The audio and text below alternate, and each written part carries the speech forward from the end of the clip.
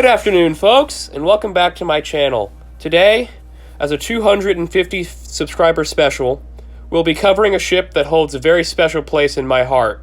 Ladies and gentlemen, USS Texas Bb-35, the last dreadnought. USS Texas was the first vessel in world history to carry the 356mm or 14-inch main battery gun. Texas would carry 10 of these, a super firing pair forward, a super firing pair aft, and a single turret amidships. The ship also had a secondary battery of 6 5-inch guns, and an anti-aircraft battery of 44 20mm Oerlikon guns, 10 40mm Bofors quad mounts, and 10 76.2mm or 3-inch guns. This added up to a grand total of 110 guns mounted aboard the battleship. The New York-class battleships weighed in at 27,433 long-ton standard displacement, with a full load displacement of 28,367 long tons. The battleships were 573 feet long, with a beam of 95 feet 6 inches. After a final refit, Texas weighed in at 29,500 tons standard and 32,000 tons full load. New York and Texas were the last battleships to be powered by coal, carrying a total of 2,850 tons of coal. Being dreadnought battleships, more specifically United States dreadnoughts, the ships were not fast by any stretch of the imagination, only achieving a maximum speed of 21 knots. The maximum range of both ships was 8,120 miles at a speed of 10 knots. Battleship Texas would begin construction in Newport News, Virginia, on April 17, 1911, at a cost of $5,830,000. Texas would spend just over a year on the slipway, being launched on May 18, 1912, launched by Claudia Leone, daughter of Colonel Cecil Leone.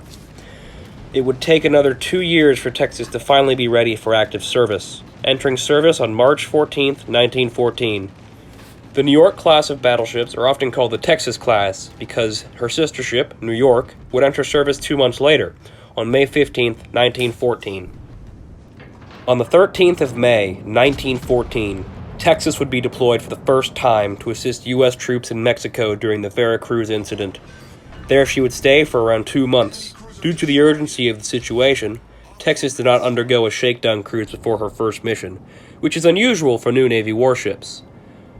Little did anybody at the time know, but this was the very first mission in what would become the over 40-year service of a naval legend who has a story unlike any other.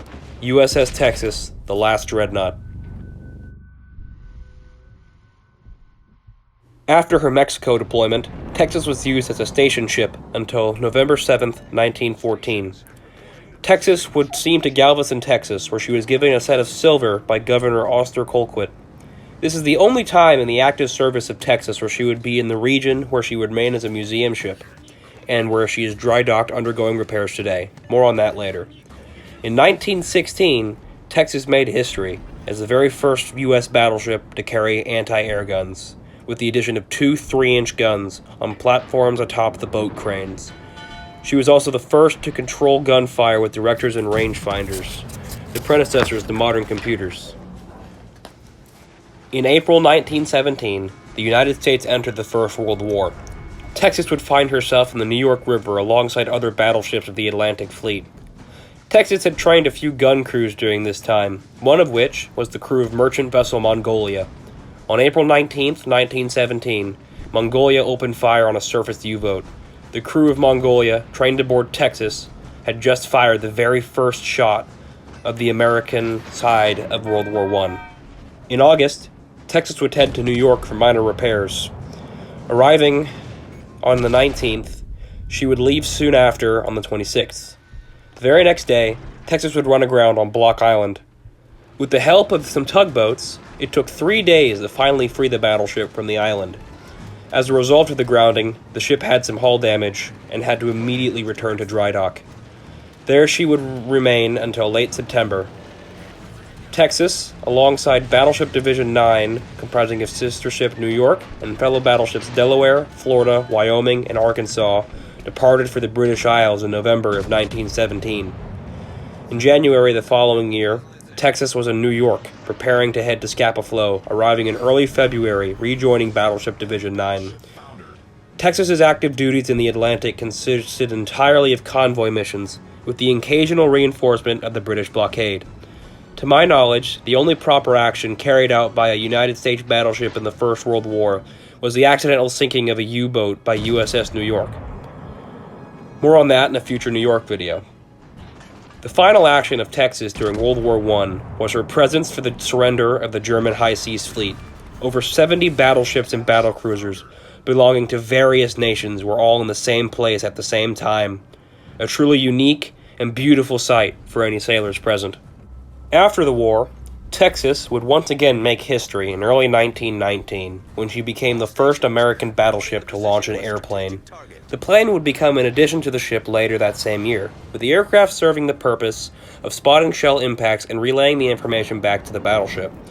This practice would prove very effective and eventually become a staple of U.S. Navy strategy. On July 17, 1920, Texas was officially designated as BB-35 under the new system of assigning hull numbers to ships.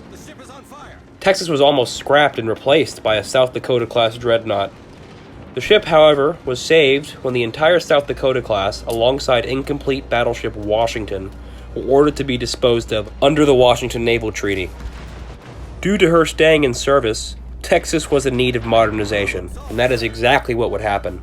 On July 31, 1925, Texas would once again head to New York for an overhaul. In this refit, the cage masts were replaced with tripod masts, more AA guns were added, the fire control equipment was upgraded, the torpedo tubes were removed, then the ship was converted from coal power to oil power. When Texas returned to service, she became the flagship of the United States fleet. In late 1927, Texas was the first warship to present an onboard movie for the entertainment of the crew. Texas had an uneventful and peaceful career until she was once again modernized, being the first battleship to mount a radar and receiving a variety of additional AA armament. This refit presents itself as the stock hull for New York in-game. Also, I forgot to mention in my script that at some point in the interwar period, Texas, during a training exercise, would sink the same incomplete battleship Washington as a target. With the start of the Second World War in 1939, Texas would begin conducting neutrality patrols in an attempt to keep the United States out of the war. Texas would also conduct a few escort missions to the UK as a result of the Lend-Lease program. December 7th, 1941, would see the subject of the previous video, Oklahoma, sunk. Texas, however, was in Argentina at the time, with the crew enjoying a rest and relaxation period after a 3-month deployment. Over the course of early 1942, Texas would receive more AA defense as the secondary battery was gradually reduced. Texas would finally engage in combat in October of 1942 when she assisted in Operation Torch, the Allied landings in North Africa. Texas would debut in naval shore bombardment when she was ordered to fire upon a French ammunition depot. After one more mission, Texas would only expend a total of 273 main battery rounds before leaving and returning home. A reporter aboard Texas was the first to publish an uncensored news report about Operation Torch upon the arrival back to the United States. At some point, the battleship would receive another refit, adding even more AA guns to give her the appearance that she has today. Texas would spend the next 2 years on convoy duty during Operation Overlord. Being recalled from this service on April 22, 1944, when she would begin training for what would cement Texas's place in the pages of history, the invasion of Normandy. Texas would spend 12 days conducting naval gunnery exercises alongside British battleships Ramillies and Rodney. She would then be relocated to Northern Ireland alongside battleships Nevada and Arkansas to begin final preparations. On June 3rd, Texas, alongside fellow naval legend Warspite, would sail for Normandy. June 6, 1944, also known as D-Day, would mark history as the single largest amphibious operation in world history. At 3 a.m., Texas and British cruiser Glasgow would enter the Omaha Beach region to provide fire support to Allied units, Texas positioning herself 12,000 yards offshore. The initial bombardment began at 5:50. Texas opened fire on Ponte du Hoc. The battleship managed to fire 225 rounds in the 34-minute bombardment session, with an average of 7.5 rounds per minute. This is the longest period of sustained fire for Texas during World War II. While the main battery fired further inland, the secondary guns were busy firing directly on the edge of Omaha Beach. Texas would continue to fire upon enemy positions. Around noon, Texas nearly grounded herself in order to keep her guns on target, being just 3,000 yards from shore. Texas would perform many duties during the opening day of the invasion, such as taking wounded aboard, holding prisoners, and of course, supporting soldiers on the ground. Texas temporarily departed for France on June 11th to restock her ammunition supply. When she returned, she would perform without a doubt the single most famous act in her entire career. On the 15th of June, Allied troops had moved so far inland that the guns of Texas couldn't elevate high enough to reach the intended targets. So the captain of Texas came up with an ingenious solution. The starboard torpedo blister was flooded, which allowed the Texas to elevate her guns to an elevation suitable enough to complete the mission. German troops would finally escape the wrath of Texas on the 16th of June, when they moved beyond the range of Texas's guns by retreating inland. Texas would leave Normandy on the 18th. June 25th, 1944, would be the only time in the history of Texas where she would be damaged in combat. Texas engaged in an artillery duel with a 240mm German Hamburg battery.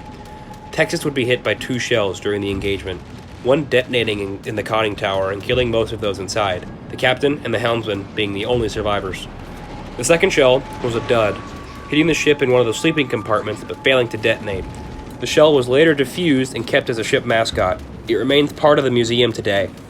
Texas disengaged from the battery at 3:01, having fired 206 rounds. During the remainder of the war, Texas would continue shore bombardments in southern France, Iwo Jima, and Okinawa. Texas would be the only U.S. warship to see action in all 5 major theaters of World War II. North Africa, the invasion of Normandy, Iwo Jima, Okinawa, and southern France. Texas was in Leyte when Japan finally surrendered to the United States.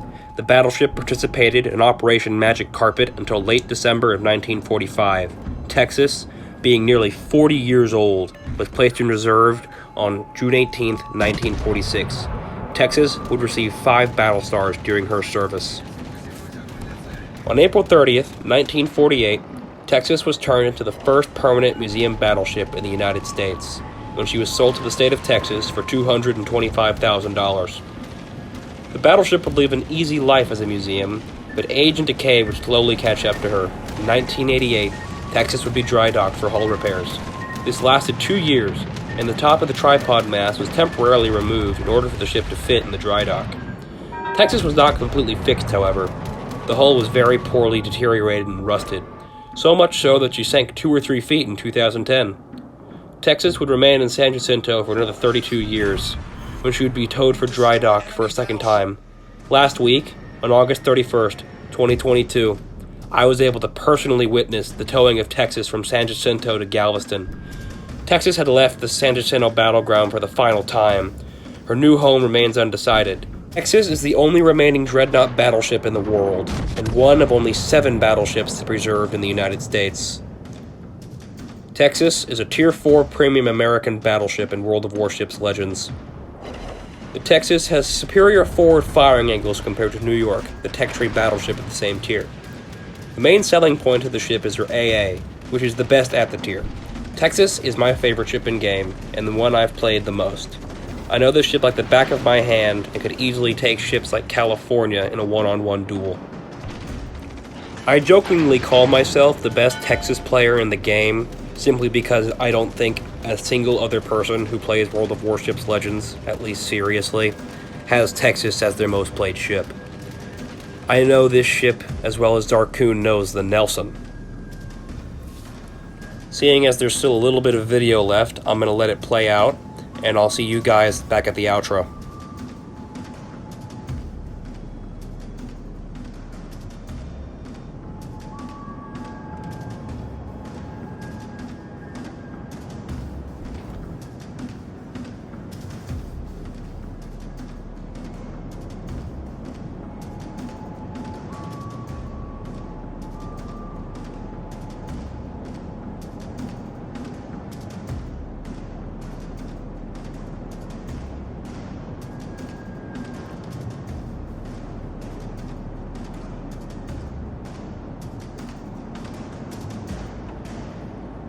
Thank you for making it this far in my video. The Texas really does mean this much to me, and this will be my 250 subscriber special. If you've made it this far into the video, I have a surprise for you. I'm going to do what I did last time, and the first suggestion I see will get pinned and used as the next video. However, it won't be the very next video. I want to try traditional commentary with a Baltimore match that I have, but I will use it in the video after the Baltimore one. So, thank you for watching, and I'll see you in the next video.